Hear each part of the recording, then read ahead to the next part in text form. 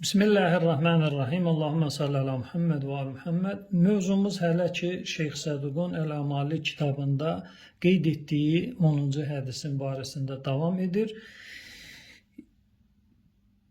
Hədisin raviləri haqqında qısa məlumat verdim. Hədisin raviləri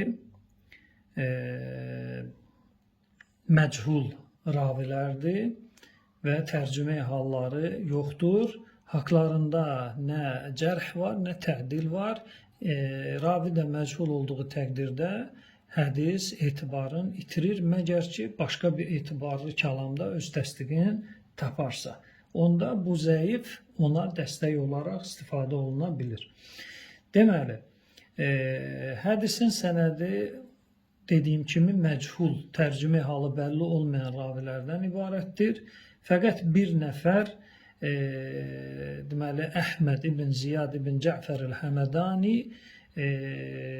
tərcümə halı bəllidir, etibarlı ravidir. Yerdə qalanlar hamısı Ömər ibn Səhəl, sonra Zeyd ibn İsmail,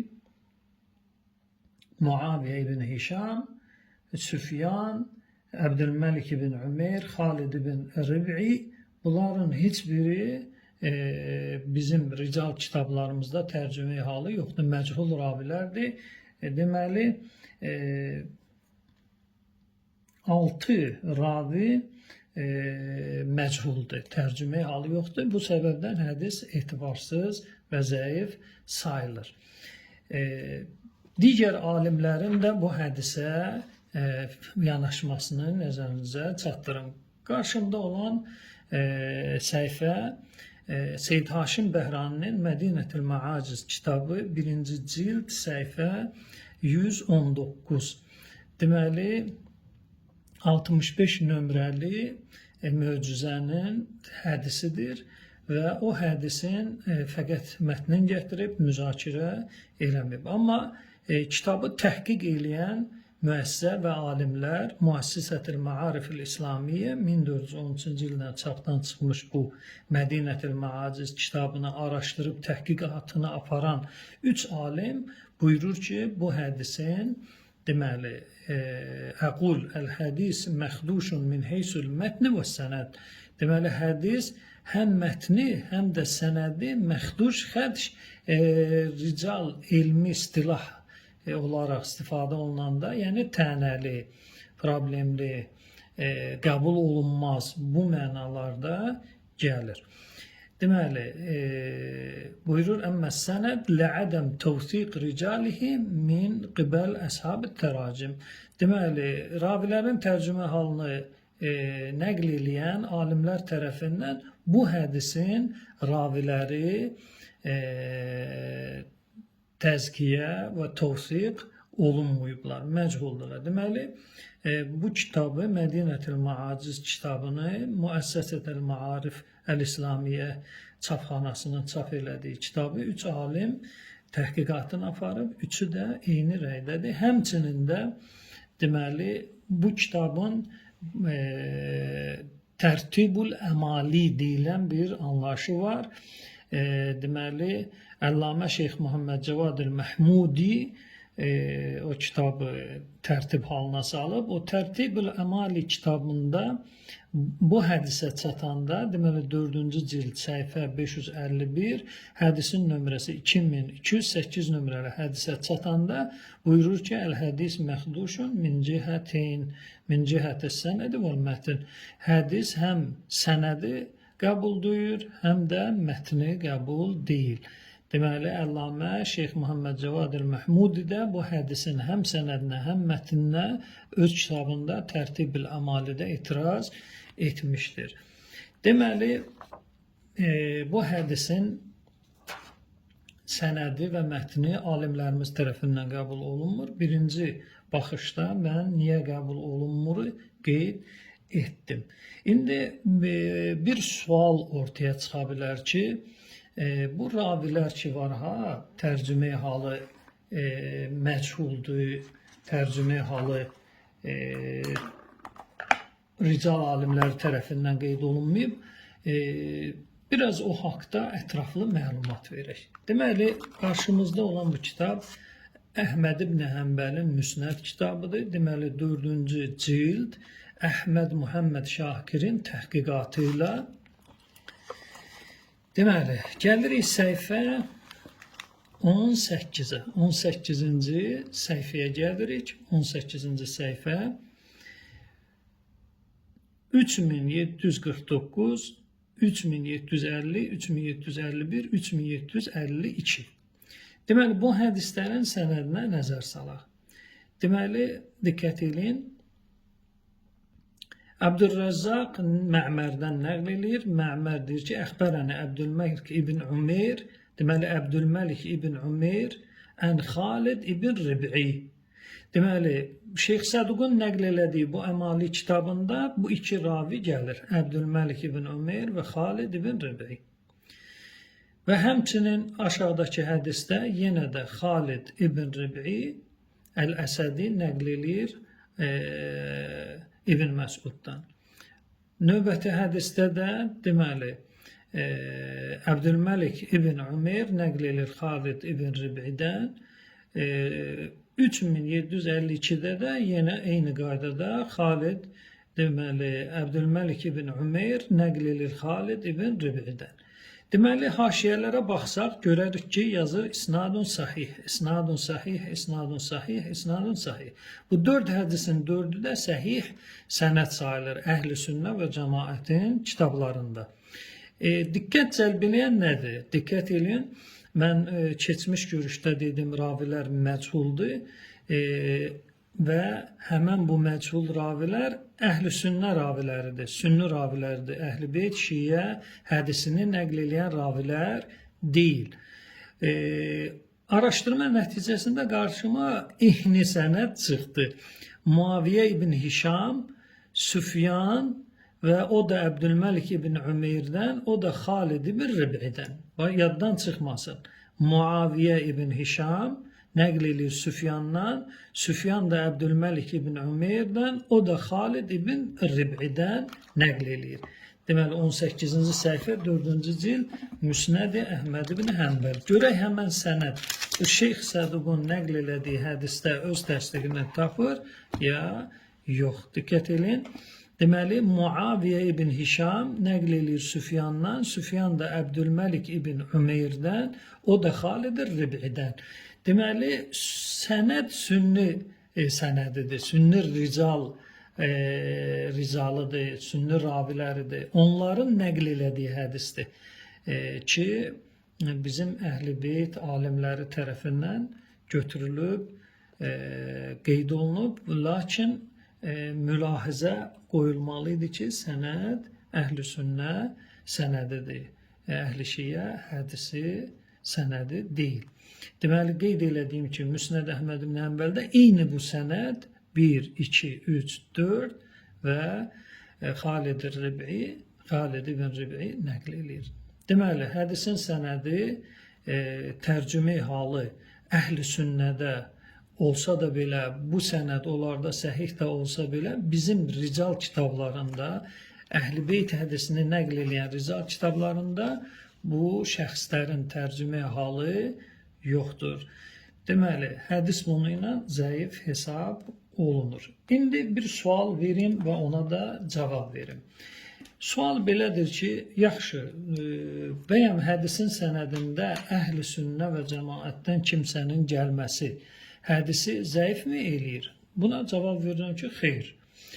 Deməli, hədisin sənədində Əhl-i Sünnədən də gələ bilər və hədis, deməli, muvassaq hədislərdən hesab olunacaq. Muvassaq hədis də etibarlı hədislərdəndir və qəbul olunan hədislərdəndir. Yəni, ravinin sünni olması hədisə zərər gətirmir. Hədisə nə zaman zərər gəlir? Hədisə o zaman zərər gəlir ki, həmən bu sünnünün Şiyə rical kitablarında tərcümə halı və onun tövsiqi, tərifi və ədalətli, etibarlı olması qeyd olunmaya. Qeyd olunmadığı təqdirdə həmən bu Əhl-i Sünnə ravisi hədisin sənədində gələndə olur nə? etibarsız bir sənəd. Məsələn, deyək bir hədisdir, sənədində əhl-i sünnə ravilərindən, mühəddislərindən kimsə var və Şiə rical kitablarında da adamın təsdiqi, etibarlı olması, güvənilən insan olması, ədalətli olması və siqa olması Şiə rical alimləri tərəfindən Nəcaşidir və Şeyx Tusidir və qeyrisi rical alimlər tərəfindən təsdiqin tapdısa, həmən hədis etibarlıdır və ona deyirik muvassaq. Amma yox, həmən bu sünni rical mühəddisi, sünni mühəddisinin Şiə rical kitablarında tərcümə halı müsbət qeyd olunmursa, həmən rivayət etibarsız olacaq. Bax, diqqət edin. Bu mövzuya yanaşmanı kitablar üzündən qeyd edək. Deməli, əlimdə olan kitab Usul Əl-Hədis və Əhkamuhu. Deməli, Şeyx Cəfər Subhaninin kitabıdır. Deməli, gəlirik səhifə 48-ə. 48-ci səhifədə deməli, Şeyx buyurur. Diqqət edin. Hədislər 4 qismə bölünməsi haqqında danışır. Səhih, həsən, muvassaq və zəif. Deməli, şəhid əvvəlin tərifinə əsasən. Buyurur ki, bizim mövzumuz həsən və muvassaqdır. Çünki səhihdə əhl-i sünnə ravisinə yer yoxdur. Həsəndə də həmçinin əhl-i sünnə ravisinə, mühəddisinə yer yoxdur. Əhl-i sünnənin rəvayəti muvassaq qismində qəbul olunur Şiə məzhəbində, fiqdə də, əqidədə də və s. ilə axır. Deməli, muvassaq və həsən tərifin verir. Buyurur ki, həsən o rivayətə deyilir ki, ma rəvahu əl-məmduh min qeyri nassın ələ ədalətihi. Ədaləti aşkar şəkildə təsbit olunmayan təriflənən ravi tərəfindən nəql olunan hədisə deyilir. Amma burada bir qeyd də qoymalıydı ki, imami, yəni 12 imam şiəsindən olsun. Deməli, yəni əgər 12 imam şiəsi deyilsə, o həsən, muvassaq həsəndən müvəssəqə düşür. Müvəssəq odur ki, ma rəvahu mən nassa və yaxud nussa ələ təvsiqihi mə'ə fəsad əqidətihi. Deməli, vəsaqəti aşkar şəkildə sabit olur rical alimləri tərəfindən, amma əqidəsi tamam deyil. 12 imamı qəbul eləmir və Həzrəti Əli əleyhissalamı bir imam kimi tanımır və digər imamlar da həmçinin. Və müəyyən Həzrəti Əlinin Əhl-i Beytin qəbul elədiyi əqidəni də qəbul etmir. Amma adam yalan danışan deyil, düz danışandır və rical alimlərimiz tərəfindən, məsələn, Şeyx Tusidir, Nəcaşidir və qeyrisidir, onlar tərəfindən şəxsin düz danışan olması aşkar şəkildə qeyd olunur. Deməli, həsənlə müvəssəqin fərqi nədədir? Fərqi ondadır ki, həsəndə cəmi-i ruvvat, bütün ravilər hamısı imamiyyədən olmalıdır. Yəni 12 imamı tanımalıdır. Amma müvəssəqdə isə ola bilsin ki, bütün ravilərin heç biri 12 imamı tanımasın, amma onun ədaləti, düz danışmağı haqqında aşkar rical tərəfi, alimlər tərəfindən dəlil vardır. Deməli, fərq bundadır. Həsəndə ravilərin hamısı imami olmalıdır, müvəssəqdə isə heç biri imami olması şərt deyil hədisin sənədində və yaxud bəzisi imami ola bilər, bəzisi də qeyri-imami ola bilər. Yəni, əhl-i sünnə, yarısı hədisin ravilərinə, yarısı əhl-i sünnədir, yarısı əhli şiədir. Belə olan təqdirdə hədis müvəssəq qismində hesab olunacaq. Deməli, qısa xülasə, əhl-i sünnənin hədis sənədində gəlməsinin heç bir problemi yoxdur.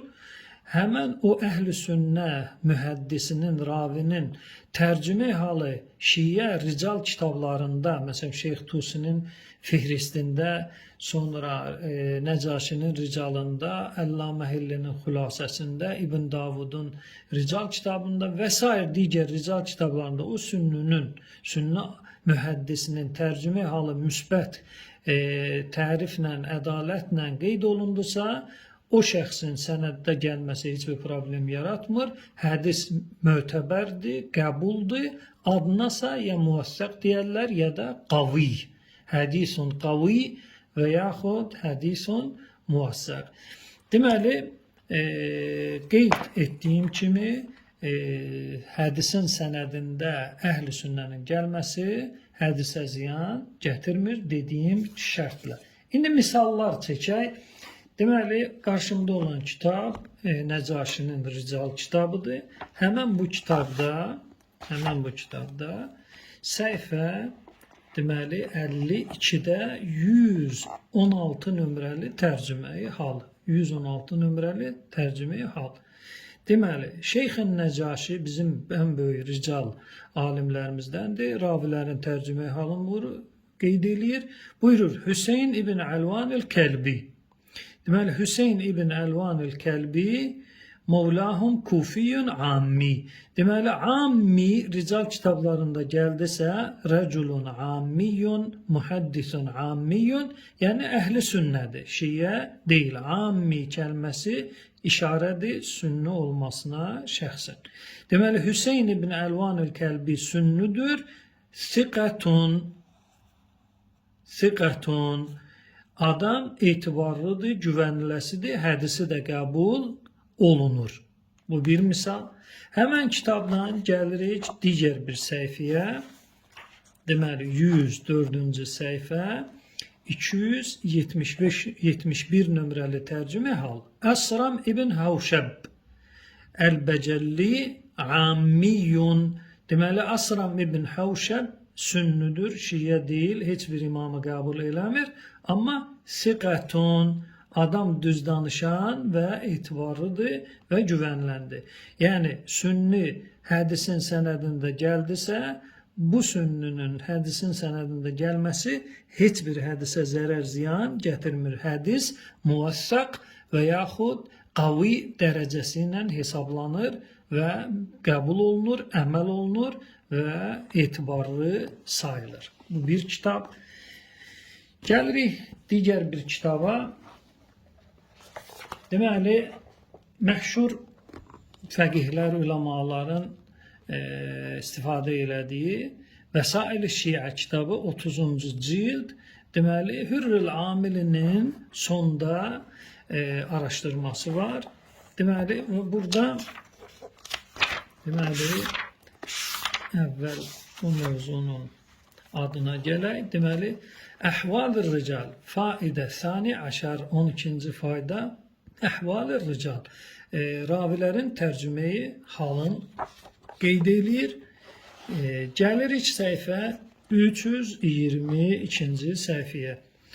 Asram ibn Havşəb Əl-Bəcəlli buyurur, Ammiyyun, Ammi qeyd elədim, yəni əhl-i sünnədir.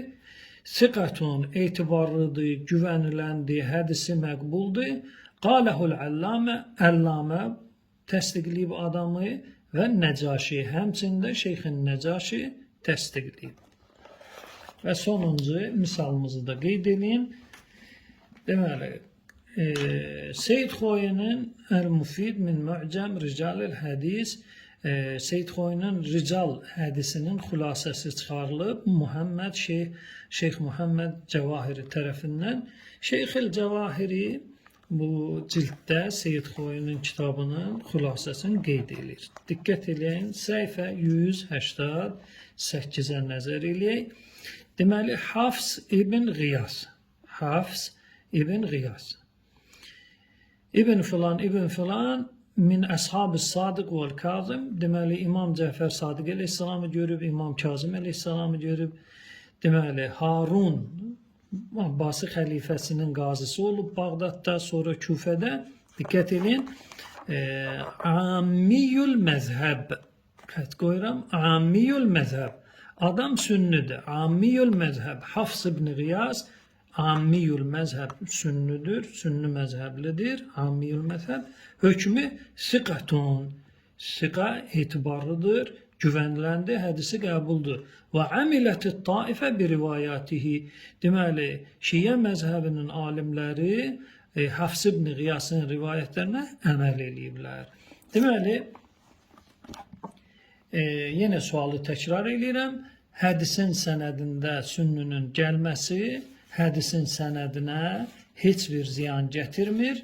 Bir halda ziyan gətirər ki, onun tərcümə halı ya olmasın, ya da ki, haqqında ədalətsiz, yalan danışan və yaxud nəsə bir şiyə rical alimi tərəfindən bir təhənə olmuş olduqda, o təqdirdə hədis qəbul olunmayacaq.